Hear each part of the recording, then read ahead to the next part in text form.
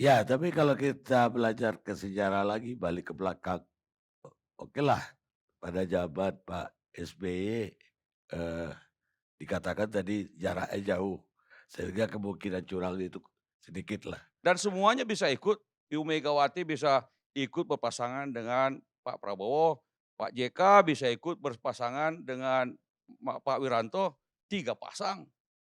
Jadi ada pilihan kontestasi, kalau kemudian Pak SBY menang, lagi pula begini, waktu itu tuh Bang Karni, polling-polling jejak pendapat pada sebelum atau menjelang pemilu, polling Pak SBY itu sudah 70%. Kalau polling Pak SBY 20%, lalu kemudian, eee, pemilu dapat 60%, itu orang bisa berpikir-pikir, tapi ini sebelum dan kemudian pada waktu pencoblosan, itu polling-nya ya mirip-mirip, dapat 61%, polling 71%, ya turun dikit 61%.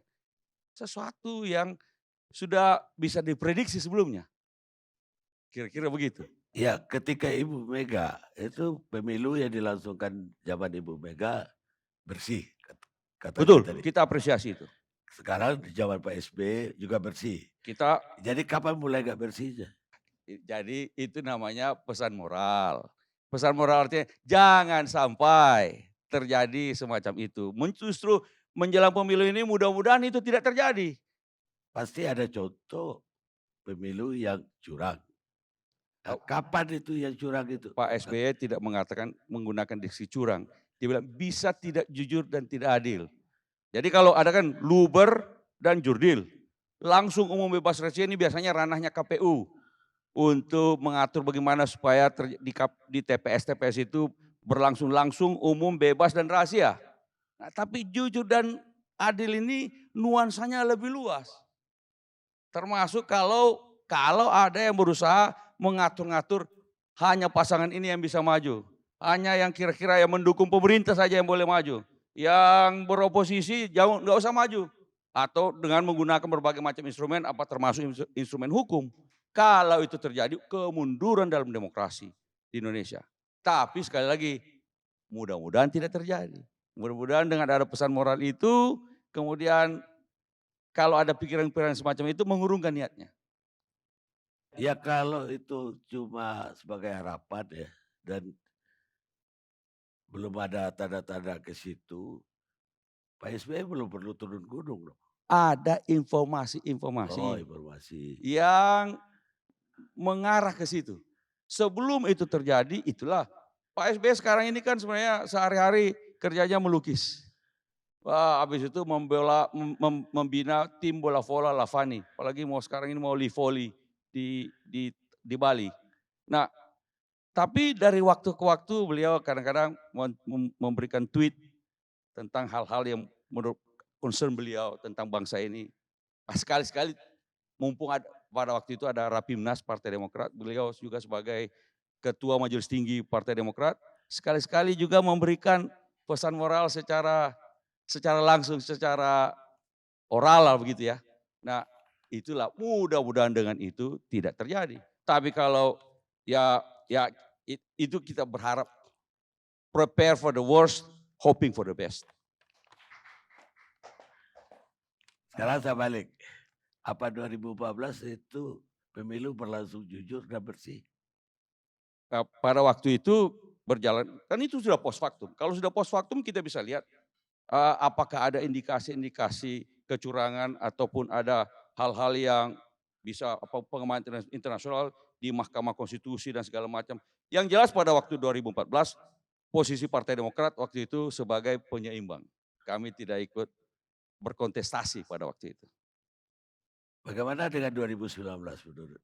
Kalau 2019 yang kita lihat adalah polarisasi yang terlalu besar, terlalu mengoyak bangsa ini. Ya kita sekarang ada cebong, kampret, dan polarisasi itu tidak sehat dengan 2 pasang saja. Makanya kita harap kali ini lebih dari 2 pasang sehingga tidak perlu ada polarisasi di antara kandidat-kandidat dan pendukungnya masing-masing. Kalau tiga, tiga pasang ini walaupun nanti ada periode kedua atau babak kedua, eee, kalau tidak ada yang mendapatkan 50% plus satu, tetapi waktunya sangat pendek untuk menciptakan polarisasi yang besar. Pilihan-pilihan jelas bagi publik yang mau mengikuti mendukung pasangan calon yang didukung oleh pemerintah atau partai-partai yang mendukung pemerintah. Sebaliknya ada juga pasangan calon yang oposisi yang dianggap antitesis dari pemerintahan ini dan kemudian pro perubahan dan perbaikan. Apa boleh ada pasangan yang didukung pemerintah? Inilah kalau ada upaya-upaya mau jadi kingmaker. Jadi kan kalau ada orang-orang di pemerintahan ini kemudian berusaha menjadi kingmaker, istilahnya begitu, lalu membuat seakan-akan pasangan ini yang boleh maju supaya misalnya program-program pemerintahan yang ada sekarang berlanjut terus dan ya kalau terjadi hal-hal semacam itu, kingmaker berusaha menjadi kingmaker semacam itu, itulah bisa saja terjadi. Tapi kita harapkan tidak perlulah. Pemerintah sekarang ini fokus menjalankan tugas pemerintahannya, fungsi-fungsi pemerintahan sampai selesai masa jabatan Pak Jokowi 2024. Kenapa? Karena menteri-menterinya juga dari partai-partai politik pasti sibuk ikut pemilu. Apakah pemilu legislatif atau pilpres juga. Kalau semua menteri-menteri ikut berpolitik dalam rangka pemilu 2024, siapa yang mengurus pemerintahan? Kalau Pak Jokowi juga misalnya ikut-ikutan menjadi kingmaker, ikut serta dalam kontestasi politik ini sebagai kingmaker, saya khawatir urusan pemerintahan tidak akan jalan dengan baik.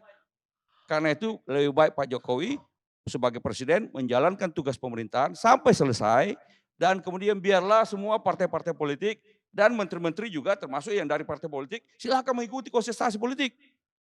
Mungkin lebih baik juga kalau memilih antara menjadi menteri atau ikut kontestasi politik. Kan begitu supaya pemerintahan jalan dengan baik.